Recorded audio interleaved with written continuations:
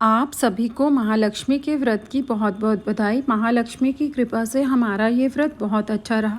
हर साल 8वें श्राद्ध पर महालक्ष्मी का व्रत बच्चों की लंबी आयु और स्वस्थ शरीर के लिए रखा जाता है। लक्ष्मी मैया की कृपा से मैंने भी विधि विधान से व्रत रखा और भोग प्रसाद बनाया। मैं आपको बताती हूँ कि मैंने किस तरह अपना व्रत मनाया।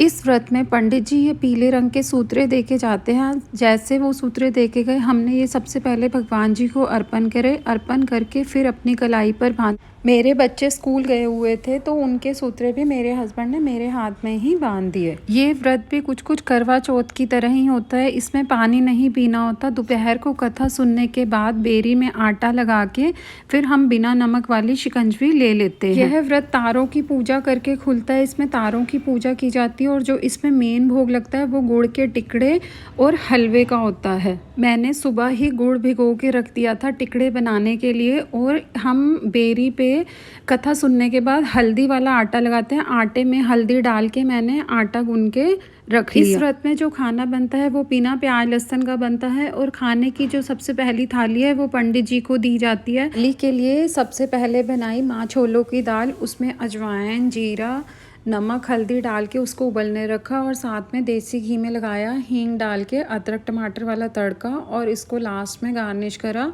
हरा धनिया, सूखा धनिया, गरम मसाला और कसूरी मेथी के साथ। तड़के को दाल में मिक्स करके 1-2 विसल और दिलाई। जो ये मूंगफली भून रही थी, ये हरी चटनी के लिए भून रही थी। मैंने सेब और मूंगफली डाल के हरी चटनी पीसी और साथ में राइस बन रहे हैं जीरे वाले। और बनाई पनीर की सब्जी।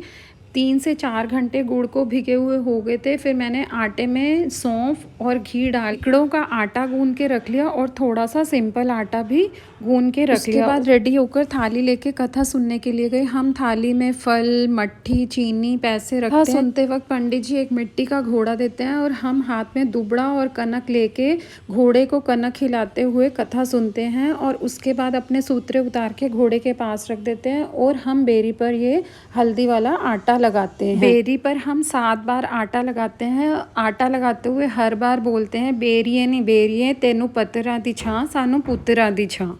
लगाने से पहले ही घर में मटकी यानी शिकंजवी को तैयार करके बिना नमक की रख के जाते हैं और आके सबसे पहले इसी को ही लेते हैं। बहुत प्यास भी लगी होती है, सुबह का पानी भी नहीं पिया होता। घरों में तो लड़के की शादी होने पे या लड़का होने पे इसको बहुत बड़े त्योहार की तरह मनाते हैं। सबको मटकी पिलाते हैं और मट्ठी बांटते हैं। बनाने के बाद थोड़ी देर रेस्ट किया और फिर बनाए गुड़ के टिकड़े और आपको हलवे की बहुत परफेक्ट मेजरमेंट के साथ एक रेसिपी बताऊंगी जिससे आपका हलवा हमेशा बहुत अच्छा बनेगा। हलवा आटा, सूजी और बेसन से बनाऊंगी। 3/4 जो कटोरी है मैंने आटे से फिल कर लिया। जो 1/4 पोर्शन रह गया उसमें हम सूजी और बेसन डालेंगे। सूजी डालने से क्या होता है कि ये दानेदार बनता है। मतलब मेरा टोटल हो गया 1 कप और जो मैंने घी लिया है वो आधा कप।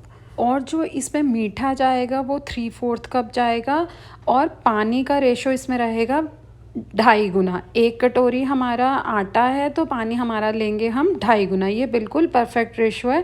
इससे आपका हलवा क्या होगा कि कढ़ाई से अलग हो जाएगा। जब हलवा कढ़ाई से अलग हो जाता है तो इसका मतलब आपका हलवा बिल्कुल परफेक्ट है।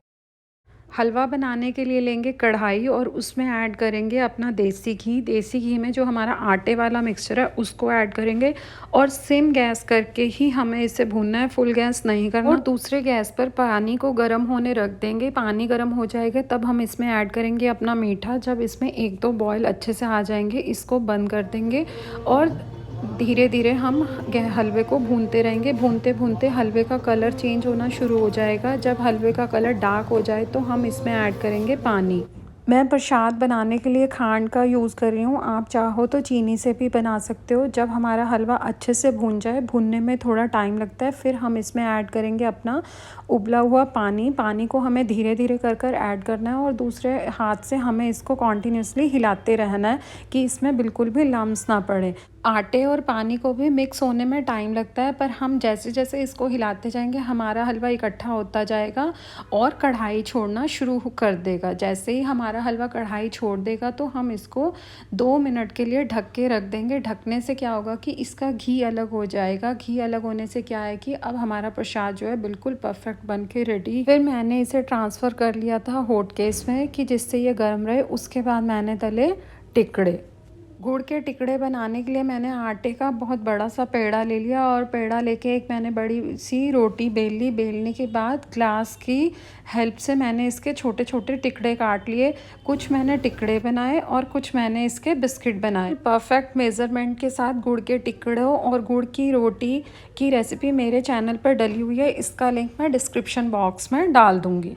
ये सारा काम करते करते संध्या हो चुकी थी, तारे निकल चुके थे। फिर हमने करी संध्या आरती और सबसे पहले लगाया भोग मंदिर में टिकड़े और हलवे का। फिर करी थाली की तैयारी। हम कच्चे दूध से तारों को अर्घ देते हैं और टिकड़े और हलवे का भोग लगाते हैं। थाली तैयार करके उसके बाद सीधा चले गए छत पे। बच्चे भी आ चुके थे।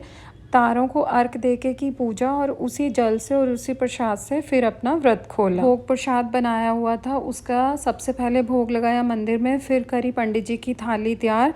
फिर मैंने अपने छोटे बेटे को भेजा पंडित जी को थाली देने के लिए। वो देने गया, उसके साथ साथ मैं भी गई। काम करके और पूजा करके हमें 8 बज चुके थे। उसके बाद हमने सबने मिलकर खाया अपना प्रसाद। लक्ष्मी मैया सबके बच्चों पर कृपा बनाए रखे, उनको अच्छे संस्कार दे और अपना हाथ उनके सिर पर रखे। जय महालक्ष्मी। आप सभी को महालक्ष्मी के व्रत की बहुत बहुत बधाई।